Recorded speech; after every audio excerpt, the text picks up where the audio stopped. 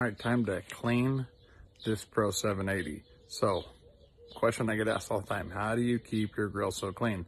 I think I get asked that a lot because I use mine just about every day. This one's got a 10 hours on it. You know, they stay clean. I mean, I probably a broken record, maintenance. I mean, I treat this like I do my car.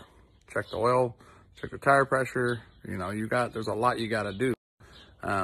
The more you take care of it, being that these are mechanical and stuff, the less problems you're gonna have down the road. So keeping these vacuumed, you know, the drip tray clean, you know, the pellets full, there's a lot to it to make sure that these are always running. And we get it, stuff's mechanical, certain things happen, that's part of it. And that's when your warranty jumps in. So you always wanna make sure that warranty is valid, but as long as you're on top of things, you're good. So let's clean this bad boy.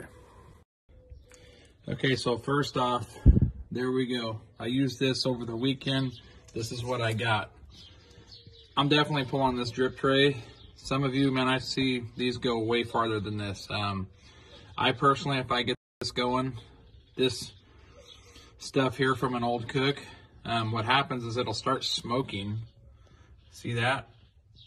And you're gonna get a different smoke. You're gonna get that off-putting smoke of something burning. You're not gonna be getting that blue smoke that you're looking for flavor. The flavor you're gonna be getting is extremely off-putting. So sometimes if your food doesn't taste right and this drip tray starts smoking, that's a big part of where you're getting different flavor. It's not from the blue smoke. It's not from the pellets. It's from what's burning down there. So I just make sure I keep that clean. So let me get into this bad boy. Okay, before I pull this grill grate out, I don't have my wood scraper. I gotta find it, but what I like to do is ball up some tin foil and go over the top.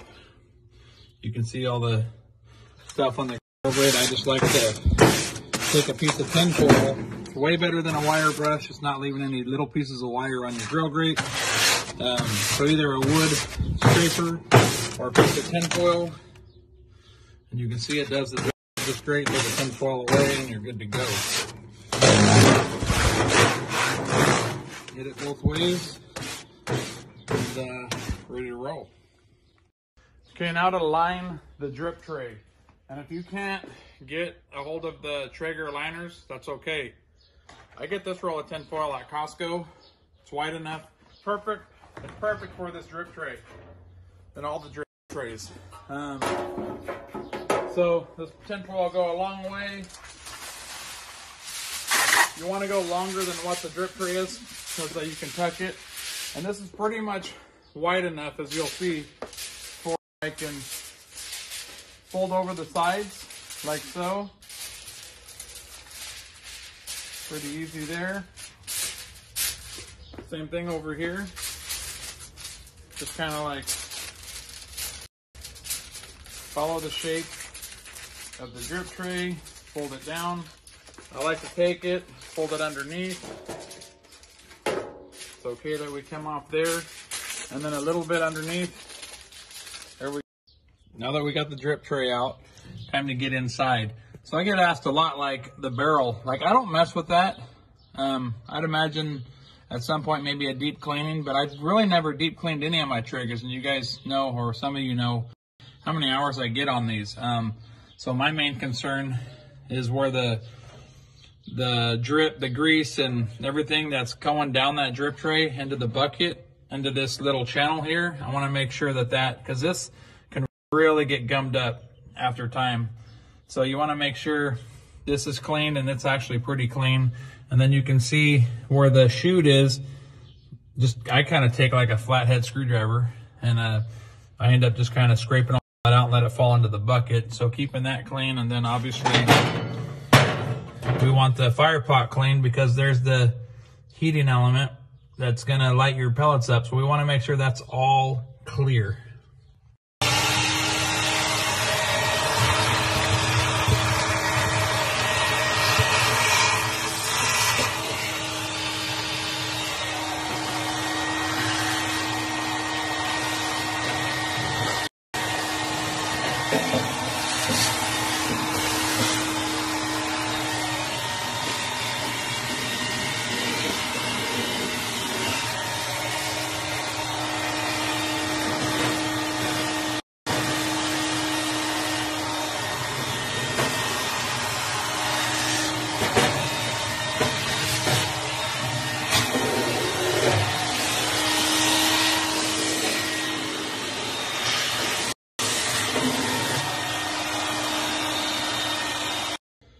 Okay, so we got it vacuumed. A lot of people ask about in between these gaps here.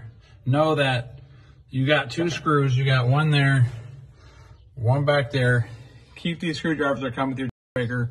Take those 2 screws out, and this will easily be removed. So I'll show you that real quick, and then you can vacuum what's underneath and get it right back together. Okay, I've already removed this back side. We'll get this screw. See, they just come right out. You see this here? Boom, pull that up. That's it.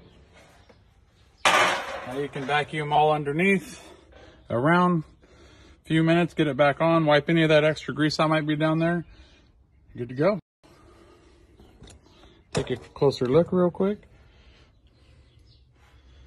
Simple. 2 screws, few seconds. Get all that cleaned up and you'll be good to go. Okay, we've got it back together. You can see the fire pot. We got where the heating element right there is, the hot rod. That's right there. That's not gonna be a problem when the pellets fall down in there to try and get that initial fire going. So we wanna make sure that's always freed up. See, I got it vacuumed now.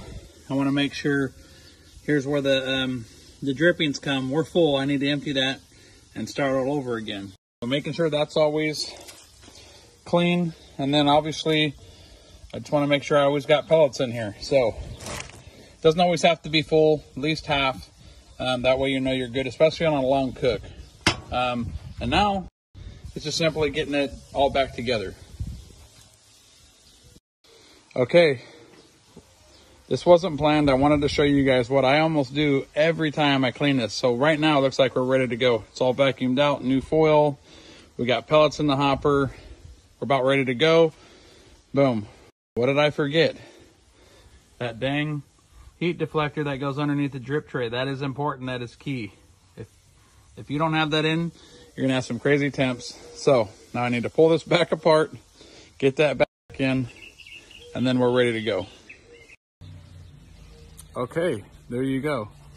So when I get asked all the time, Kendrick, how do you keep it so clean? Because I just maintain it, like I said. It's like anything. The more you keep it clean, the more you take care of it, the longer it's gonna last. So just stay on top of it. I would say 3 to 5 fast cooks, vacuum it, keep an eye on that drip tray. If there's too much on it, just change that foil or that drip liner.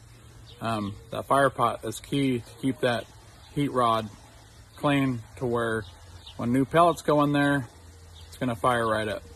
So keeping that bucket down there where the drippings go, low, empty, the best you can. Keep an eye on everything. So it's all key to an awesome cook. So there you go. There's my Traeger maintenance for you guys.